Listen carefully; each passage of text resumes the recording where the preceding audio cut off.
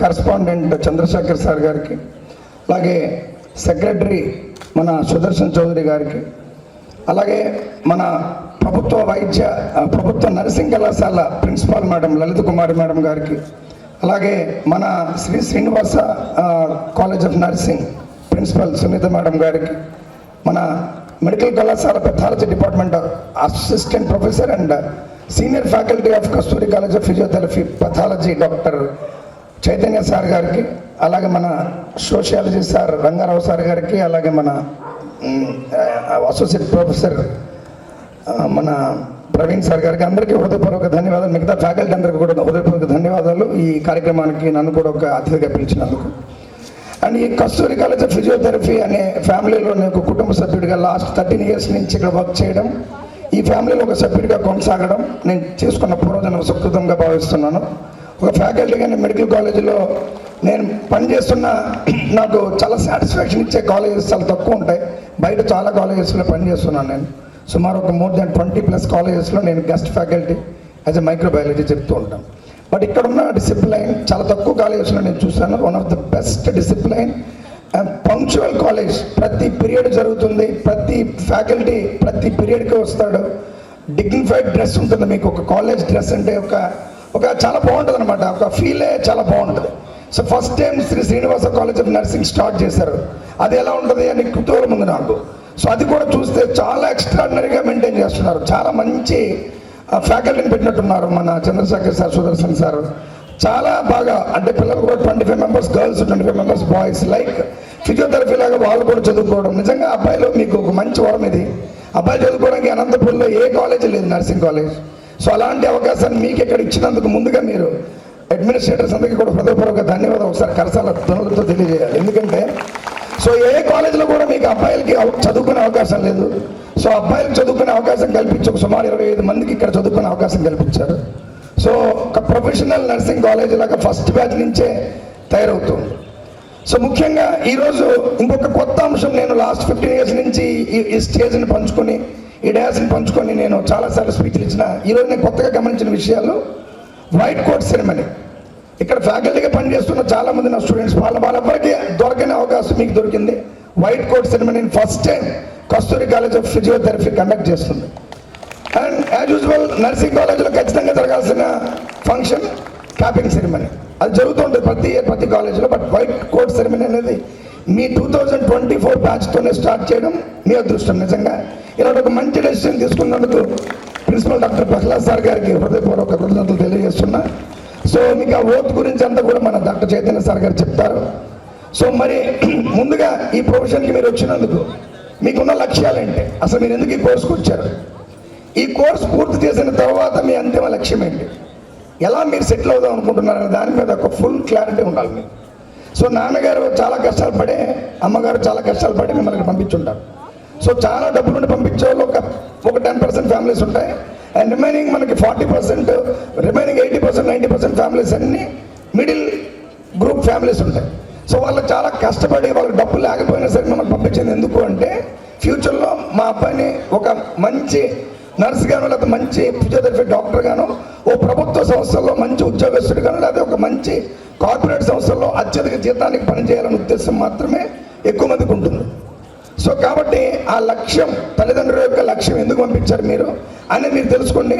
ఇప్పుడు first year చదువుతున్నప్పుడు మీ అంతిమ లక్ష్యం మీకు తెలియదు, దానికి చెప్పాలి. ఎవరని చెప్పాలంటే మాలాంటి టీచర్స్మే చెప్పాలి.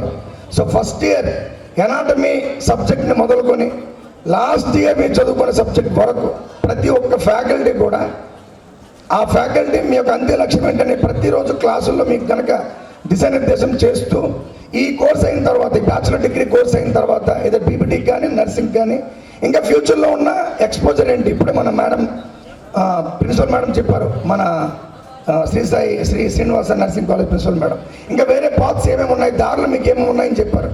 లైక్ ఆఫ్టర్ ఎంపీఎస్సీ నర్సింగ్ తర్వాత ఎంఎస్సీ నర్సింగ్కి వెళ్ళొచ్చు, పిహెచ్డి నర్సింగ్ చేయొచ్చు, లేదా other courses like master of public health course చేయొచ్చు, మాస్టర్ ఆఫ్ హాస్పిటల్ అడ్మినిస్ట్రేషన్ చేయొచ్చు, ఎంఎస్సీ మెడికల్ కోర్సెస్ చేయొచ్చు. చాలా కోర్సెస్కి మీకు ఎలిజిబిలిటీ ఉంది. అలాగే ఫిజియోథెరపీలో master of physiotherapy and PhD physiotherapy ఉంటుంది. సో ఈ కోర్సెస్లో అండ్ సేమ్ లైక్ దట్ మీకు కూడా ఈ మాస్టర్ పబ్లిక్ హెల్త్లో క్రిస్టియన్ మెడికల్ కాలేజ్ వెల్లూరు లాంటి ఒక ప్రతిష్టాత్మక మెడికల్ కాలేజీల్లో, సో మణిపాల్ కాలేజెస్లో, జిప్మర్లో చాలా కోర్సెస్కి BPT and BSc nursing also eligible. So అలాంటి చోట్ల మీరు ఈ మాస్టర్ కోర్సెస్ చేస్తే మీకు డిఫరెంట్ ఫీల్డ్లోకి మళ్ళీ వెళ్ళే ఛాన్సెస్ కూడా ఉంటాయి. బట్ మీరు తీసుకున్న ప్రొఫెషనే ఫిజియోథెరపీ, నర్సింగ్ కాబట్టి మీ ప్రొఫెషన్లోనే మీరు వెళ్తూ ఉంటే మీకు చాలా గ్రోత్ బాగుంటుంది. నేను సిన్సియర్గా చెప్తున్నాను, నేను అటు ఎంబీబీఎస్ కష్టపడి నాకు ఎంబీబీఎస్ సీట్ రాలే, చాలా తక్కువ ర్యాంకుల్లో పోయింది. నేను మళ్ళీ ఇంకో లాంగ్ టర్మ్ వేస్తుంటే వచ్చి ఉండేదేమో, మేబీ నేను వేయలేకపోయినా భయంతోనూ దేనితోనూ. సో నెక్స్ట్ ఏదో అదృష్టం బాగుండి ఎంఎస్సీ మెడికల్ కొత్త కోర్సు పెట్టారు, ఏదో కోర్సులో ఉద్యోగాలు ఉంటాయి కదా జాయిన్ అయ్యాను. ఏదో లక్కీగా వచ్చిన అనంతపూర్లో ఉద్యోగం. 17 years నుంచి ఉద్యోగం ఇక్కడే చేస్తున్నా and still I'm not regularised. My salary just only 62,000 per month till date. 17 ఏళ్ళ నా ఎక్స్పీరియన్స్లో నేను తీసుకుంటున్న జీతం కేవలం 62,000 సిక్కిచ్చేట. కానీ నా స్టూడెంట్స్ గవర్నమెంట్ నర్సింగ్ కాలేజీలో చదువుకున్న మేరీ ప్రియాంక అనే అమ్మాయి ఎయిమ్స్ కాలేజీలో భువనేశ్వర్లో గత 5 సంవత్సరాల క్రితమే ఆమె ఉద్యోగం తెచ్చుకొని ఈరోజు సీనియర్ నర్సింగ్ ఆఫీసర్గా ఎయిమ్స్ మంగళగిరిలో ఉద్యోగం తెచ్చుకొని she's earning 1,20,000 rupees just only BSc nursing. ఇంకొక ప్రియాంక అనే అమ్మాయి ఎయిమ్స్ భువనేశ్వర్లో మోర్ దెన్ 1 lakh శాలరీ. రీసెంట్గా ముంతాజ్ అనే సేమ్ గవర్నమెంట్ నర్సింగ్ కాలేజ్ అమ్మాయి, ఈయన ముగ్గురు మాత్రమే. అన్ని నర్సింగ్ కాలేజ్లో నేను మ్యాక్సిమం పాఠాలు చెప్పాను, కనీసం ఒక 2,000 మంది ఉంటున్నారు నర్సింగ్ స్టూడెంట్స్. బట్ ముగ్గురు పేర్లు మాత్రం నేను చెప్పాను.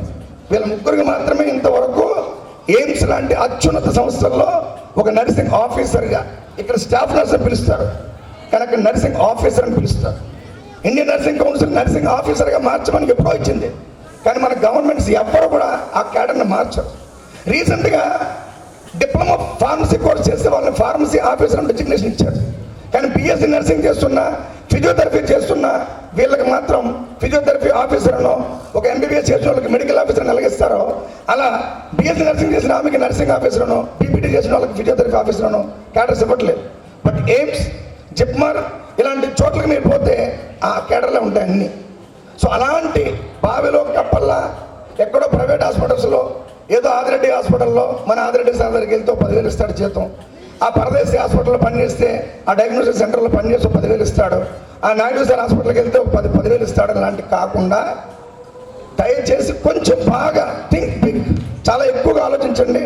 అలా ఎక్కువగా ఆలోచించాలంటే ఫస్ట్ ఇయర్ నుంచే ఆ ప్రణాళిక ఏ విధంగా రూపొందించుకోవాలో ఒక మంచి చక్కగా మీకు అవి చెప్పేటటువంటి టీచర్స్ దొరికితే మీ అదృష్టం. లేదు అట్లీస్ట్ మీరు ఆ ప్రిపరేషన్ సంబంధించి ఇప్పుడున్న టెక్నాలజీతో మీరు యూట్యూబ్లో రకరకాల సినిమా హీరోలు నాకు నచ్చిన వీడియోలను చూస్తుంటాం. But you just search in the right వేలో కూడా మీరు సెర్చ్ చేస్తే కుప్పల వీడియోలు ఉన్నాయి. ఎలా ఒక మనిషి ఎదిగాడు అనే దానికి నీకు 100 మంది వీడియోలు అప్లోడ్ చేస్తూ ఉంటారు. నేను ఇలా చదివి ఈ సీట్ తెచ్చుకున్నాను, నేను 16వ తరగతి రాస్తే వచ్చింది ఉద్యోగం, ఇలా చెప్తూ ఉంటారు. ఇలాంటివన్నీ నువ్వు చూస్తూ ఉంటే నువ్వు స్ఫూర్తి పొందుతావు, చాలా స్ఫూర్తి పొందుతావు. సో మనం ఎలా ఉంటామంటే ఇప్పుడు ఓ ఎగ్జామ్ రాస్తాం, ప్రయత్నం మన చేతిలో ఉంది, ఫలితం మన చేతిలో ఉండదు. కానీ మనకు చిన్నప్పటి నుంచి విషయాలు చెప్పరు, అంతసేపు పాఠాలు చెప్తారు. సో ప్రయత్నం మాత్రం మన చేతిలో ఉండదు, ఫలితం మన చేతిలో ఉండదు. లాస్ట్ ఇయర్ పద్మావతి నర్సింగ్ కాలేజ్లో షీ ద టాపర్. శ్రీయారెడ్డి అని ఒక అమ్మాయి, she the topper in microbiology. Even medical college MBBS students are not telling answers. ఆమె చెప్తుంది ఆమె మైక్రోబయాలజీలో ఫెయిల్ అయింది నర్సింగ్. చాలా ఏడ్చింది 3 రోజులు. నేనే షాక్ అయినా. యాజ్ ఎ టీచర్గా 17 ఏళ్ళ అనుభవం, కనీసం 10,000 మంది స్టూడెంట్స్కి టీచ్ చేసి ఉంటాను. కానీ అమ్మాయి ఫెయిల్ అవుతుంది ఎక్స్పెక్ట్ చేయలే. నేను చెప్పిన నేను 2 సార్లు ఫెయిల్ అయినమ్మా, నేను ఎక్స్పెక్ట్ చేయలేదు ఫెయిల్ అవుతానని. ఫెయిల్యూర్ అనేది మనకు దేవుడిచ్చే అద్భుతమైన వరం. అప్పుడు నీకు బాధ అనిపిస్తుంది, కానీ ఫెయిల్యూర్ వల్లనే మన స్నేహితులు ఎవరు మనకు తెలుస్తుంది. ఈ ఫెయిల్యూర్ని ఎలా ఎదిగి ఎలా తట్టుకొని మనం నిలబడి మన పైకి ఎదగాలన్న విషయం మనకి ఫెయిల్యూర్ నేర్పుతుంది. అందుకే మీకు అబ్దుల్ కలాం ఒక మంచి మాట చెప్పాడు, విజయం మహా అయితే ప్రపంచానికి నేను పరిచయం చేస్తుంది, కానీ ఒకసారి ఓడిపోయి చూడు ప్రపంచం అంటే ఏంటో నీకు పరిచయం అవుతుందని తెలుస్తుంది. నీ దగ్గర 1,00,000 రూపాయలు ప్రతి ఒక్కరు నీ ఫ్రెండే, కానీ 1,00,000 రూపాయలు నీ దగ్గర లేనప్పుడు, నీ దగ్గర రూపాయి కూడా లేనప్పుడు ఎవరైతే నీ దగ్గరకు వచ్చి నీకు భోజనం తినిపిస్తారో వాడు నా నిజమైన స్నేహితులని. నీ దగ్గర 1,00,000 రూపాయలు ఉన్నప్పుడు కాదు, 1,00,000 రూపాయలు లేనప్పుడు తెలిసింది నీ నిజమైన ఫ్రెండ్ ఎవరనేది. అందుకే జీవితంలో, జీవిత చక్రంలో సుఖాలు ఎంత ఇంపార్టెంటో బాధలు కూడా అంతే ఇంపార్టెంట్. సంతోషాలు ఎంత ఇంపార్టెంటో బాధలు అంతే ఇంపార్టెంట్. జయాలు ఎంత ఇంపార్టెంటో అపజయాలు కూడా అంతే ఇంపార్టెంట్. అందుకే దేవుడు మనకి 2 ఇస్తూ ఉంటాడు, కానీ స్వీకరించే గుణం మనకు ఉండాలి. ఆ ఓటమిని తట్టుకొని ఎలా మనకి ఎదగాలనే సామర్థ్యాన్ని పెంపొందించుకునే శక్తిని ఇవ్వమని దేవుని ప్రార్థించాలి తప్ప దేవుడి దగ్గరికి వెళ్ళి నాకు ఫస్ట్ ర్యాంక్ ఇచ్చే దేవుడు ప్రతి ఒక్కరు బాగా చదువుతాడు, ప్రతి ఒక్కరికి ఫస్ట్ ర్యాంక్ ఇవ్వాలంటే దేవుడు ఎట్లా ఇస్తారు ఫస్ట్ ర్యాంక్? ప్రయత్నం నీ చేతిలో ఉంటుంది, ఫలితం నీ చేతిలో ఉండదు. ఫలితం గురించి ఆశించకు. నువ్వు చాలా హ్యాపీగా ఉండాలంటే, మెంటల్ స్ట్రెస్ లేకుండా ఉండాలంటే వితౌట్ ఎక్స్పెక్టెడ్ ఎనీథింగ్, నువ్వు మనుషుల నుంచి ఏది ఆశించకుండా నువ్వు చేయాల్సిన పని నువ్వు చేసుకుంటూ పోతుంటే నువ్వు ఖచ్చితంగా హ్యాపీగా బతకగలవు, లేదా కొంచెం నిరాశ నిస్పృహలతో బతుకుతావు. కాబట్టి వితౌట్ ఎక్స్పెక్టేషన్తో మీరు బతకడం ప్రారంభించండి. అండ్ ఈరోజు నేను తీసుకున్న కొత్త డెసిషన్, అండ్ లాస్ట్ 4 days క్రితమే నేను ఒక ఇన్స్పైర్ ఫౌండేషన్ అని ఒక 15 years నుంచి స్టార్ట్ చేశాను. గోల్డ్ మెడల్ అని ఇస్తుంటాను స్టూడెంట్స్కి. బట్ ఎందుకో నాకు తృప్తి లేదు కలిగించారు ఇప్పటికి. ఇందాక చెప్పిన పేర్లు 3 మాత్రమే. అండ్ లాట్ ఆఫ్ ఫిజియోథెరపీ స్టూడెంట్స్లో most famous physiotherapy college is Kasturi college of physiotherapy. And last ఎక్స్పీరియన్స్లీ 7-8 days నుంచి చూస్తుంటే ఈ కాలేజీలో చాలా హ్యాపీనెస్ ఉంటుంది. ఎందుకంటే ఓన్లీ చదువు మాత్రమే కాకుండా చదువుతో చాలా రకాలైన అనుభూతులు కలిగించే అత్యుత్తమైనటువంటి కళాశాల కస్తూరి కాలేజ్ ఆఫ్ ఫిజియోథెరపీ. ఇది చదువుకున్నప్పుడు మీకు తెలియదేమో, వేరే కాలేజీలో మీరు చేస్తే మీకు తెలుస్తుంది, వేరే కాలేజీలో మీరు చూస్తుంటే తెలుస్తూ ఉంటుంది. ఇక్కడ ఇచ్చే సపోర్ట్ నేను చాలా తక్కువ కాలేజీలో చూశాను. ఇక్కడ మేనేజ్మెంట్ మీకు ఇచ్చే సపోర్ట్ చాలా తక్కువ కాలేజీలో చూశాను. మీరు వరం, ఇలాంటి ఒక మేనేజ్మెంట్, ఇలాంటి ఒక ప్రిన్సిపల్ గారు, ఇలాంటి ఫ్యాకల్టీ మీకు దొరకడం నిజంగా మీ వరం. నేను నా ఎక్స్పీరియన్స్తో చెప్తున్నా. ఏదో ఇక్కడ పని చేస్తున్నాను కదా, ఒక జీతం వస్తుంది 25,000 పొగడానికి నేను చెప్పట్లేదు. చాలా నాకు తెలుసు కాబట్టి, సైకాలజిస్ట్ అంతా తెలుసు కాబట్టి నేను చెప్తున్నా. మీరు వరం, ఈ కాలేజీలో మీరు సీటు పొందడం మీ వరం, మీరు చేసుకున్న అదృష్టం. ఈ అదృష్టం మరింత పెద్దగా అవ్వాలనేదే నా కోరిక. ఆ కోరికలో న్యాయవంత పాత్రను నేను పోషిస్తున్నాను అని నాకే సిగ్గేసి, సో నేను ఫస్ట్ స్టార్ట్ చేద్దాం అని ఒక క్వశ్చన్ పేపర్ తయారు చేశాను. ఇప్పుడు నా స్టూడెంట్ ఫిజియోథెరపీ స్టూడెంట్, నేను ఎప్పుడో ఎయిమ్స్ మంగళగిరికి వెళ్తే పలకరించాలంటే ఎయిమ్స్లో సీట్ కొట్టాలి. ఎయిమ్స్లో ఫిజియోథెరపిస్ట్గా పోస్ట్ కొడితే ₹1,00,000 శాలరీ. ఆ క్యాబిన్ అసలు మీ స్టైల్ ఎలా ఉంటుందో ఒకసారి చూసుకుని వెళ్ళి ఒక్కసారి ఎయిమ్స్ మంగళగిరికి వెళ్ళి అక్కడ పనిచేస్తున్న ఫిజియోథెరపిస్ట్, అక్కడ పనిచేస్తున్న నర్సింగ్ ఆఫీసర్ని మీరు చూస్తే what is the value of that మీకు తెలుస్తుంది. అలా రావాలంటే మీరు ఏం చేయాలి? కాంపిటేటివ్ ఎగ్జామ్ రాయాలి.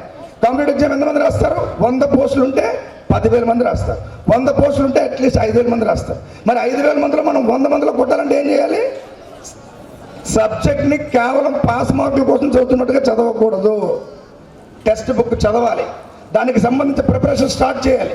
ఆ ప్రిపరేషన్ స్టార్ట్ చేసే దాంట్లో భాగంగా అయితే టీచర్గా కేవలం నేను పాఠం చెప్పి 50 క్లాస్ వెళ్ళిపోకుండా ఇలా నా స్టూడెంట్ రేపు నేను చూసుకోవాలి, ఫిజియోథెరపిస్ట్ స్టూడెంట్ని చూడాలి అనే కోరికతో జస్ట్ స్టార్ట్ చేశాను.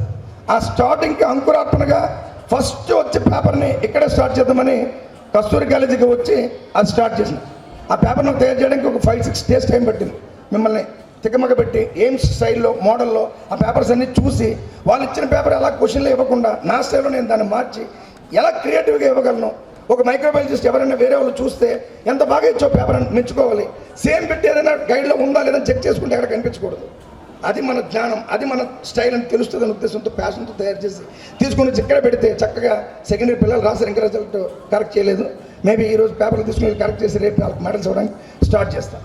నేను ఓన్లీ నా మెడికల్ మైక్రోబయాలజీలోనే కాకుండా ఈవెన్ ఎనాటమీ నుంచి మొదలుకొని మీ ఫైనల్ ఇయర్ సబ్జెక్ట్ వరకు ప్రతి సబ్జెక్ట్కి కనుక సార్, ప్రిన్సిపల్ సార్, ప్రతి సబ్జెక్ట్కి 50 బిట్లు, కనీసం 4 ఎగ్జామ్లు, 200 బిట్లు మీరు ఎగ్జామినేషన్ పెడితే నా ఇన్స్పైర్ ఫౌండేషన్ తరపున, అంటే మీరు ఇవ్వలేకని కాదు, నా తృప్తి కోసం నేను చెప్తున్నా, నా ఇన్స్పైర్ ఫౌండేషన్ తరపున 3 సర్టిఫికేట్లు, 3 మెడల్స్ ప్రతి స్టూడెంట్కి ప్రతి సబ్జెక్ట్కి అందజేయడానికి నేను రెడీగా ఉన్నానని చెప్పి ఈరోజు నేను హామీ ఇస్తున్నా. ఇది ఈరోజు మనం వేస్తున్న ఒక చిన్న విత్తనం. ఖచ్చితంగా నా నమ్మకం ప్రకారం చెప్తున్నా, 3 ఏళ్లలో ఈ కస్తూరి కాలేజ్ ఆఫ్ ఫిజియోథెరపీ నుంచి ఖచ్చితంగా ఒక student AIIMS, JIPMER, army, navy, air force, ESI and railway recruitment board లాంటి అత్యున్నతమైనటువంటి సంస్థల్లో ₹1,00,000 జీతానికి నా స్టూడెంట్ పనిచేయాలనేదే నా ప్రధానమైన కోరిక. Same like that nursing students కూడా. మేడం మీకు కూడా చెప్తున్నాను ప్రిన్సిపల్ మేడం, సో ఎనాటమీ నుంచి మొదలుకొని లాస్ట్ వరకు కూడా ప్రతి సబ్జెక్ట్కి నేను ప్రొవైడ్ చేస్తాను. ప్రతి సబ్జెక్ట్కి సంబంధించి ఆ ఫ్యాకల్టీతో క్వశ్చన్ పేపర్లు తయారు చేయించి వాళ్ళకి కనుక ఎగ్జామినేషన్స్ పెడితే ఖచ్చితంగా కాంపిటేటివ్ ఎగ్జామినేషన్స్లో కూడా మన స్టూడెంట్స్ కొట్టాలి, మనం అక్కడ రాయాలి. So this is the product of Kasturi group of institutions. మా స్టూడెంట్ ఇగో ఈ పలానా అమ్మాయి Pankajakshi is getting rank 69th rank and getting job in JIPMER అని చెప్పి ఒక పెద్ద పోస్టర్ వేలాడదీయారు. అది నేను చూడాలి. చూసి అనంతపూర్ నుంచి మళ్ళీ నేను వైజాగ్ నా స్వస్థలం వెళ్ళిపోవాలి. అది నా కోరిక సార్. ఆ కోరికను తీర్చడంలో మీరు ఖచ్చితంగా మీ వంతు పాత్ర పోషిస్తారని నేను తెలియజేసుకుంటూ ఇక ఒక్క మాట, మనకి మన గవర్నమెంట్లో స్టేట్ గవర్నమెంట్ ఇచ్చే ఉద్యోగాలన్నీ కూడా కేవలం మార్కుల మీద మాత్రమే ఇస్తారు. కాంపిటేటివ్ ఎగ్జామినేషన్స్ ఏవి కండక్ట్ చేయలేదు ఇంతవరకు. గత 17 ఏళ్ళ అనుభవంతో చెప్తున్నాను, చాలా దగ్గర నుంచి చూస్తున్నాను వాస్తవాలన్నీ. సో నో గవర్నమెంట్ పోస్ట్ తీయలేదు ఇంతవరకు, అన్ని కాంట్రాక్ట్ బేసిస్ పోస్టులు మాత్రమే. సో ఆ కాంట్రాక్ట్ బేసిస్ పోస్టులకి మార్కుల ప్రాతిపదికగా ఇస్తారు. ఆ మార్కులు ఎక్కువ వస్తేనే మీకు అందులో ఉద్యోగం వస్తుంది, లేకపోతే రాదు. కాబట్టి మార్కులు ఎక్కువ రావాలంటే ఏం చేయాలి?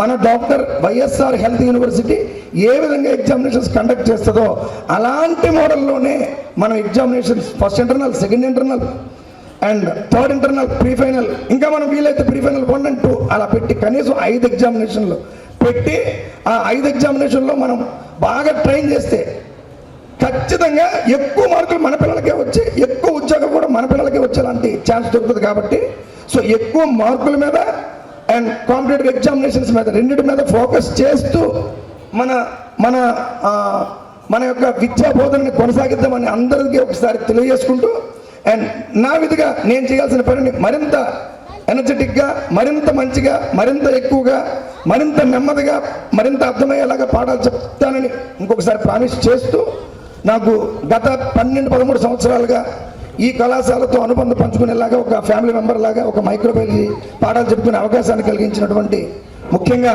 మన చంద్రశేఖర్ సార్కి, సుదర్శన్ సార్ గారికి హృదయపూర్వక ధన్యవాదాలు తెలియజేసుకుంటూ, మరి ఇంత మంచి కళాశాలలు ఇప్పుడే సార్ చెప్తున్నారు. సార్ మన మెడికల్ కాలేజ్తోనే స్టార్ట్ అయింది ఈ కాలేజ్ కూడా, ఇంకా త్వరలోనే రజతోత్సవం స్టార్ట్ అవుతుంది. దీనికి కూడా సిల్వర్ జూబ్లీ సెలబ్రేషన్ స్టార్ట్ అవుతాయి సార్. సో ఫస్ట్ ఇయర్ చదువుకున్న పిల్లలు 25 years అయిన తర్వాత మళ్ళీ వచ్చి ఇక్కడ కలవబోతారు. ఇంకా ప్రతిసారి రీయూనియన్ మీటింగ్స్ జరుగుతాయి ఇక్కడ. సో ఆ స్టేజ్ చేరుకుందని, అది నాట్ ఎ జోక్. ఒక కాలేజీని 25 ఏళ్ల పాటు అలా కంటిన్యూస్గా నడిపి దాని దినదిన ప్రవర్తమానంగా ఎదిగేటట్టు చేయడం చాలా కష్టం. మరి దానికి పునాది రాయి వేసి, చిన్న విత్తనం వేసి ఈరోజు చూడండి ఒక ఇన్స్టిట్యూట్ స్టార్ట్ అయింది. ఒకటి Sri Srinivasa college of nursing. నేను అనుకుంటున్నా ఇంకో 1 yearలోనే ఐ థింక్ ఏదో పేరు నాకు తెలియదు కానీ బట్ BSc MLT ఖచ్చితంగా వస్తుందని మనస్ఫూర్తిగా కోరుకుంటున్నా. నా కోరిక BSc MLT లాంటి కోర్సు కూడా ఈ కాలేజీలో పెట్టాలి. అప్పుడు కూడా 25 మంది అబ్బాయిలు 25 మంది అమ్మాయిలు ఇక్కడ చదువుకోవాలి. So there is no gender bias ఏం ఉండకూడదు. ఇక్కడ చదువుకుని ప్రశాంతంగా చదువుకుని మంచి ఉద్యోగాలు తెచ్చుకునే పొజిషన్కి వెళ్ళాలి. అలా ఆల్ ఎలిడ్ హెల్త్ కోర్సెస్ ఏవైతే ఉన్నాయో, మెడికల్ కాలేజ్ లాంటి పెద్దది కూడా పెడితే సంతోషం. బట్ రిమైనింగ్ కోర్సెస్ ఏవైతే ఉంటాయో ఆ కోర్సెస్ అన్నీ కూడా ఉంటూ దినదిన ప్రవర్తమానికి ఇన్స్టిట్యూట్ మరింత పెద్దగా ఎదగడానికి ఒక చిన్న విత్తనం నాటి ఈరోజు ఇంత పెద్ద స్థాయికి తీసుకొచ్చినటువంటి మన కొల్లాయప్ప చౌదరి సార్ గారికి హృదయపూర్వక ధన్యవాదాలు తెలియజేసుకుంటూ నాకు అవకాశం ఇచ్చినందుకు కృతజ్ఞతలు తెలియజేసుకుంటూ సెలవు తీసుకుంటున్నాను. Thank you so much.